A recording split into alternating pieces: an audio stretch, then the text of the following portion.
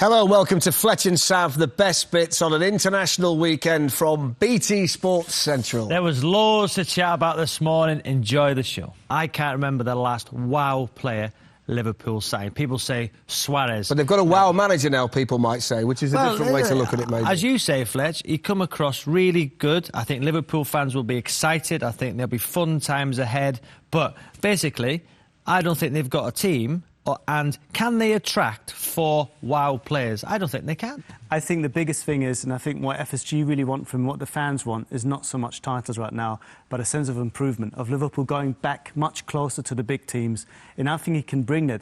Yes, they're at a disadvantage financially, but as he said, you know, don't just think about the money. Don't think about the players you can't sign. Think about actually making the players that you have into a better team, because everybody looks better in a good team. The Dortmund players, none of them were world-class before he came there. He made them world-class. And when they left, they didn't look quite like the same players. People thought, what's all the fuss about? Kagawa, quite average. Shahin, who is he?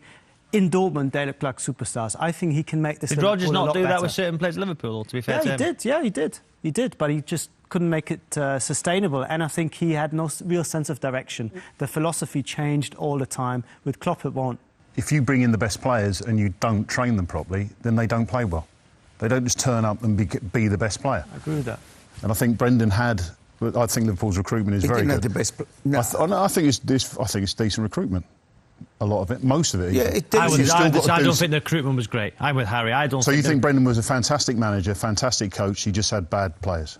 No, I would say the recruitment he got, all them players, the £300 million spent. I would say half of that money was wasted on poor players. How many of the players they brought in improved? I would say. You're struggling straight away. The point is he's brought in a lot of players and they haven't improved. I'd like to say, first of all, that I'm a huge admirer of Mourinho as a coach. I don't think there's anything better in world football.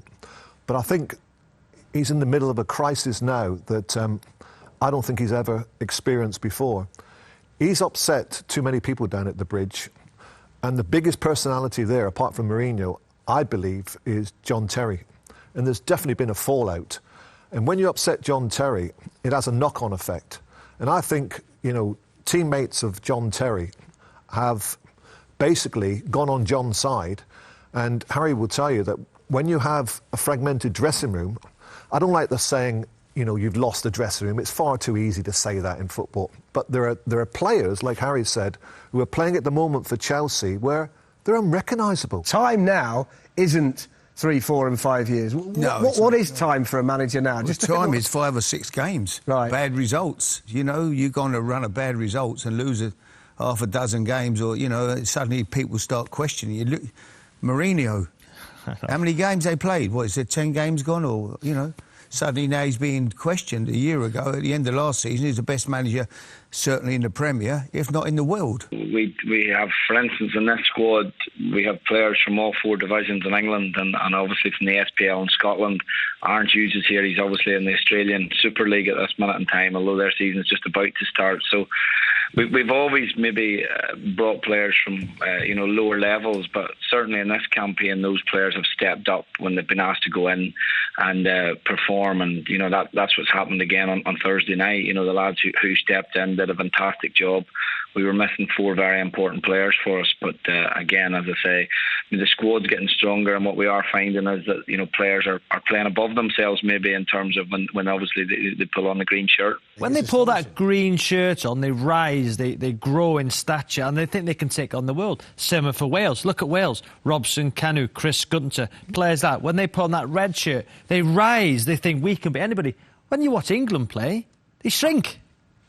They shrink in stature. And I don't get that with England. Is that a fair point that Robbie makes about England players shrinking when they stick the shirt on? You've been an England player. You put the shirt on. Is this a modern thing? Has this been happening for a period of time? How did you feel when you stuck an England shirt on? Did you grow? And do the players, as Robbie's just suggested these days, just shrink? Just my opinion. When I watch England. We're going back to the 70s, and I always felt then that you needed probably a dozen games before you actually felt part of the England setup. I remember walking into the England setup and there were so many big, high-profile names in there. I felt a little bit intimidated. I don't think that applies to the modern-day footballer. The modern-day footballer, for me, have got so much more confidence, belief, more arrogance about them. So I don't think they need that settling in period.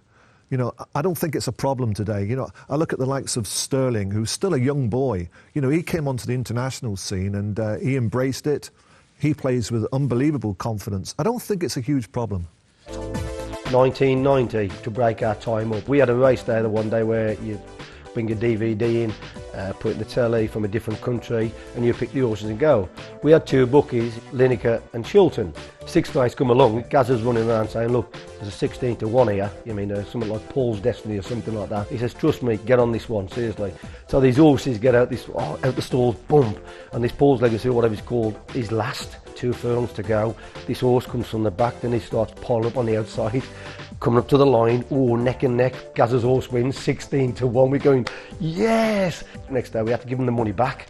They went, well, why are you giving us the money back? Why are you giving us the money back? We went, well, he's got to hold his hands up, but Gazza saw the video the day before. We were all wondering who the next manager was going to be. It turned out it was Mr. Clough. We had one thing in common, of course. We both want success. To some, he's an arrogant loudmouth. Who could be quite eccentric at times. No, I want to fight him. He took Larry off before the game kicked off. Well, OK, it was one of these tours, pre-season things.